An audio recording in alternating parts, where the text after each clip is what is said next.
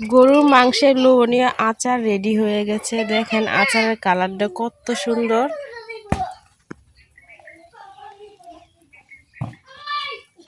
তেলটা কিন্তু একেবারে মাংস থেকে আলাদা হয়ে গেছে। এই যে দেখেন,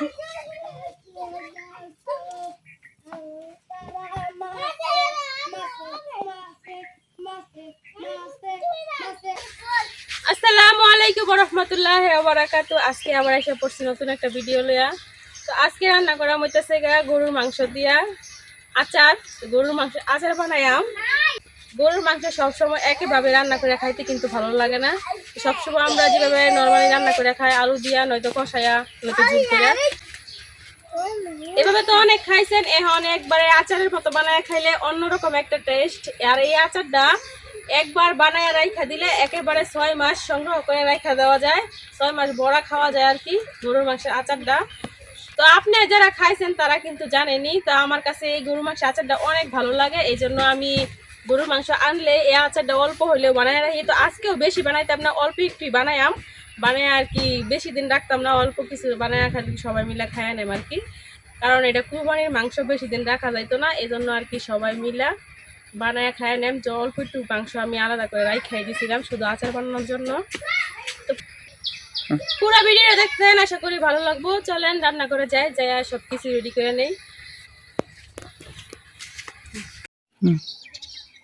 আচার বানানোর লাগিয়া এই জায়গায় আমি নিয়ে নিছি এই যে শুধু মাংসের টুকরো আর কি। তো মাংস অল্প একটু মাংস নিছি, কারণ হাড্ডি নেওয়া যেত না, শুধু মাংস নেওয়া লাগবো। আর মাংসগুলো আমি এই যে এইভাবে ছোটো ছোটো করে কাটা নিছি।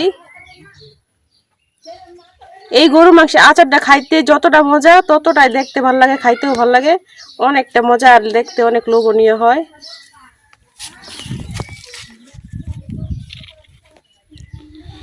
আমার সাথেই থাকেন, দেখেন আমি কিভাবে গরুর মাংসের আচার বানাই।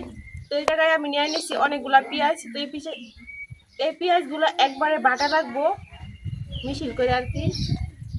পেঁয়াজগুলো আমি বাইটা নিলাম। কি বানাইবে এডি? গরুর মাংসের আচার বানায়াম। গরুর মাংসের আচার আমি প্রথম শুনলাম। তুই প্রথম শুনছ? আমি খাইছি অনেক ভালো। খাইছি না, শুনছি না, এই প্রথম দেখতাছি, শুনতাছি। যদি খাই আল্লাহ বাসায় রাতে প্রথমই খাইয়াম।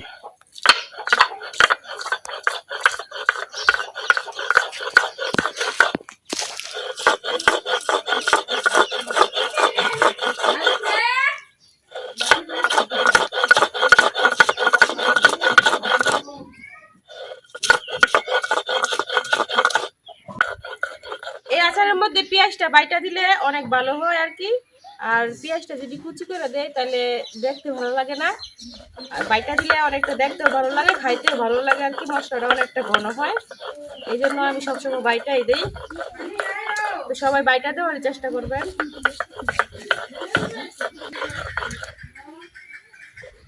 পেঁয়াজটা বাইটা দিলে আচারের যে গ্রানটা ওইটা আর কি আয়ে।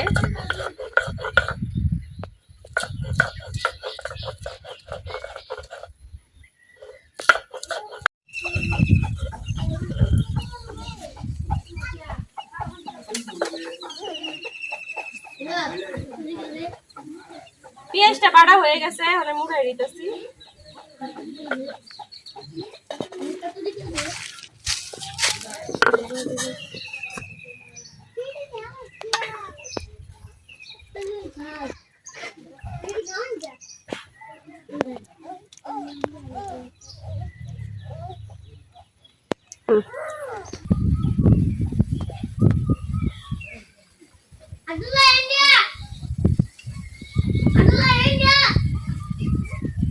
মাংসগুলো আমি আবার একটু পরিষ্কার করে ধুয়ে নিতেছি।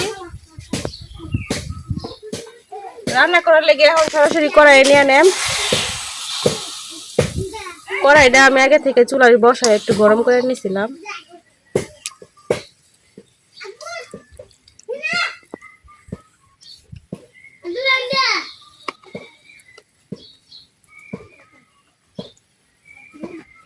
দিয়ে দিতেছি আদা রসুন বাটা,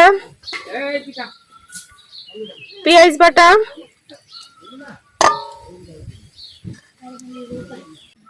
মরিচের গুঁড়া 2 চামচ, হলুদের গুঁড়া 1 চামচ, ধনিয়ার গুঁড়া 1 চামচ,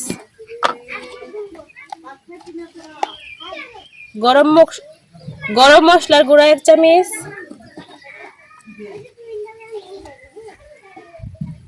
জিরার গুঁড়া 1 চামচ,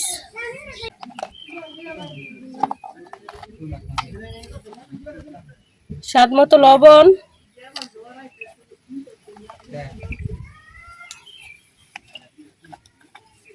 এখন দিয়ে দিতেছি সরিষার তেল। অনেকটা সরিষার তেল দেওয়া লাগবে।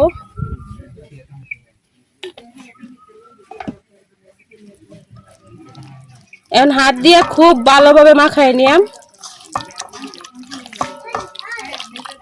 চুলা ধরানো হয়ে গেছে, এখন কড়াইটা আমি সরাসরি চুলায় বসিয়ে দিতেছি।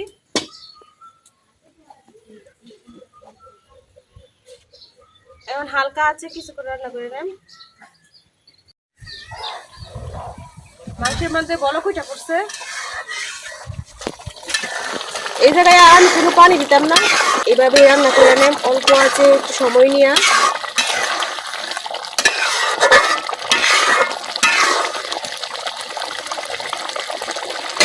এখন ডাইকে আরো কিছুক্ষণ রান্না করে নেন।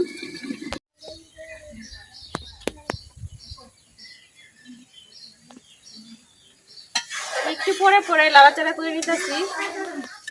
মাংসের মধ্যে যে পানিটা ছিল পুরোপুরি শুকিয়ে গেছে, দেখেন। এখন কিন্তু একটা কালার আসা শুরু হয়েছে। তো এভাবে আমি আর কিছুক্ষণ রান্না করে নেন।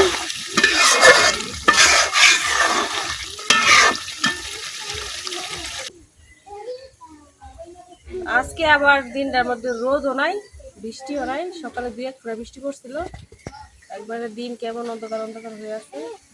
জানি না বৃষ্টি নামবো কিনা।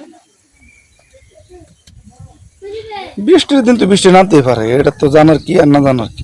আবার হালকা পাতলা বাতাসও আছে, বাতাসে আবার তারপর এই গত 4 দিনের থেকে আজকের দিনটা মোটামুটি ঠিক আছে। আজকে গরমটা একটু কম আছে। কম না, ভালাই কম, অনেক কম। যে অবস্থা কাটছে এই কয়টা দিন, এত পরিমাণ গরম আর এত পরিমাণ রোদ। এই গরমের কারণে আব্দুল্লাহ অসুস্থ হয়ে গেছে। আব্দুল্লাহ, মালেহা, তারা দুই ভাই বোন অসুস্থ। আব্দুল্লাহ কালকেও সুস্থ ছিল, আজকে একেবারে খারাপ। রাত আব্দুল্লাহ জ্বর ছিল, আজকে ডাক্তার নিয়ে যাওয়া লাগবে। দুপুরে ডাক্তার কাছে নিয়ে যায়,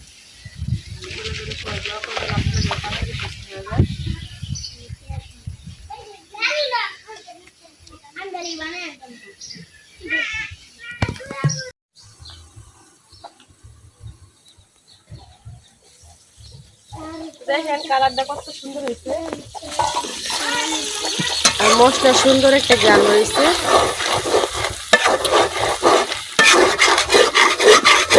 আচারটা অনেক সুন্দর হয়েছে। আচার এখনো পুরোপুরি রেডি হয় নাই। তো মাংসটা কিন্তু পুরোপুরি রান্না হয়ে গেছে, একেবারে খুব ভালোভাবে সিদ্ধ হয়ে গেছে। এরপরে আমি মাংসটা চুলা থেকে নামায় রাখাম, মাংসের কড়াইটা।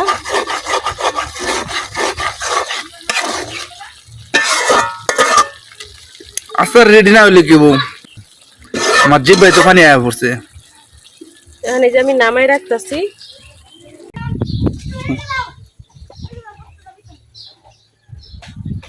মাংস বাগার দেওয়ার লাগে একটা কড়াই বসাই দিতেছি।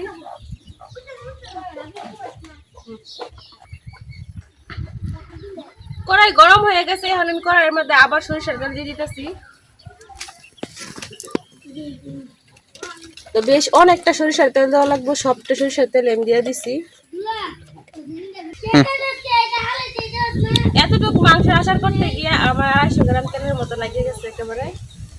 তো বাগার দেওয়ার লাগে এই জায়গায় যা যা লাগবো সবকিছু আমি নিয়ে নিছি। আদা কুচি, রসুন কুচি, শুকনা গরম মশলা, শুকনা মরিচ, তেজপাতা এন্ড শুকনা মরিচগুলো তেলের মধ্যে দিয়ে দেন।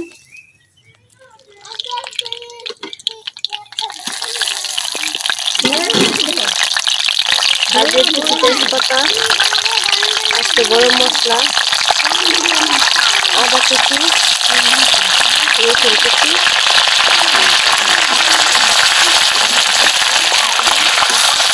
খুব ভালো করে কিছুক্ষণ ভাজা নিলাম।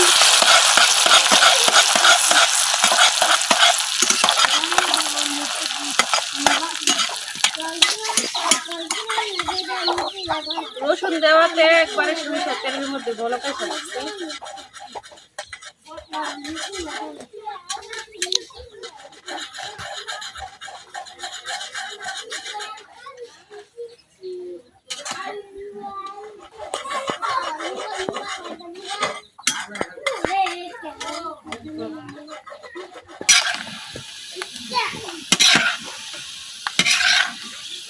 সরিষার তেল দিয়ে রানলে এই একটা সুন্দর একটা উঠে, ফেনা উঠে। হ্যাঁ,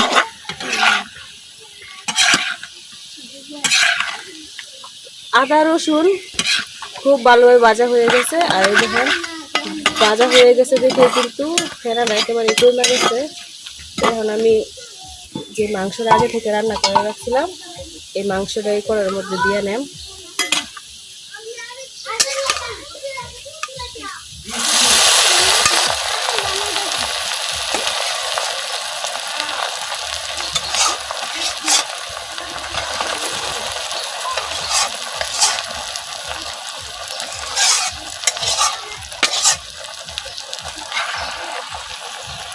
সবটা মাংস আমি দিয়ে দিচ্ছি বাগারের মধ্যে।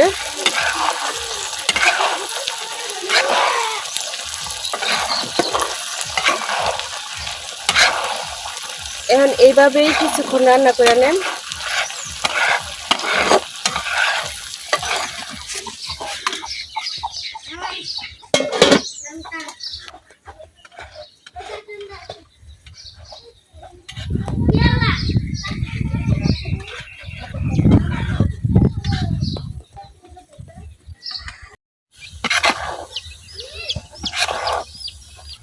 এই যে দেখেন মাংস আর তেল কিন্তু আলাদা হওয়া শুরু হয়েছে।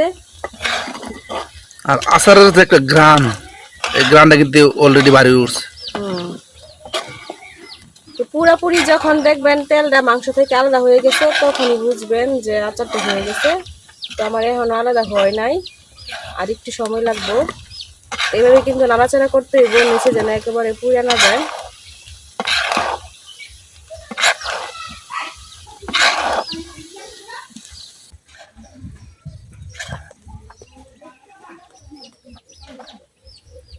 অল্প আছে এভাবে আমি অনেকক্ষণ ধরে লড়াই চালাই নিতেছি। একটু সময় নিয়ে আর কি আচারটা তৈরি করতে হইব যেন মাংসটা একবারে পুরোপুরি সিদ্ধ হয়ে যায়, ভিতর থেকে জুচি জুচি হয়ে যায়। কারণ এই জায়গায় আমি কোনো পানি ব্যবহার করছি না, শুধু হাতটা ধুইয়া অল্প একটু পানি দিয়েছিলাম, আর কোনো পানি দেয় নাই।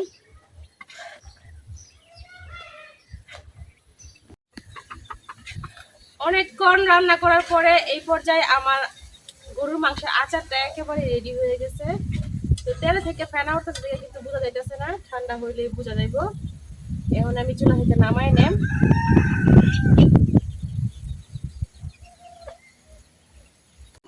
এই যে তৈরি হয়ে গেছে আমার গরুর মাংসের লোভনীয় আচার। কালারটা যত সুন্দর হয়েছে, খাইতে কিন্তু ততটাই মজা, অনেক ভালো। তো এইটা কিন্তু আমার মাংস থেকে কিন্তু আমি মশলাটা বেশি দিচ্ছি ইচ্ছা করাই, কারণ মশলা দিয়ে মুড়ি মাইকা খাওয়া যায়, অনেক ভালো লাগে খাইতে। আপনাদেরকে দেখায় একটা মাংস ভাঙিয়ে দেখেন কতটা পরিমাণ নরম হয়েছে, একেবারে জুচি জুচি হয়েছে, দেখেই বোঝা যাইতেছে। দেখেন এই যে হাত দিয়ে কিন্তু এইভাবে চাপ দিলে একবারে মাংসটা ভেঙে যাইতেছে, এতটাই নরম হয়েছে, অনেকটা নরম হয়েছে, দেখতে আছেন। তো এই আচার যে একবার খাইবো তার বারবার খাইতে মন চাইবো, একেবারে এই আচারের প্রেমে পড়ে যাইবো আর কি। গরুর মাংসের আচারটা খাইতে অনেক মজা, অনেক আমার কাছে অনেক ভালো লাগে, তার মানে সবার কাছেই ভালো লাগবো। তো আমার আচার বানানোটা কেমন হয়েছে অবশ্যই কমেন্টে জানাইবেন। আর এবারে কুরবানির মাংস দিয়ে অবশ্যই একবার হইলে এই আচারটা বানাই দেখবেন। তো আমার ভিডিওটা কেমন হয়েছে অবশ্যই কমেন্টে জানাবেন। আজকে ভিডিও পর্যন্ত, সবাই ভালো থাকবেন, সুস্থ থাকবেন, আল্লাহ হাফেজ।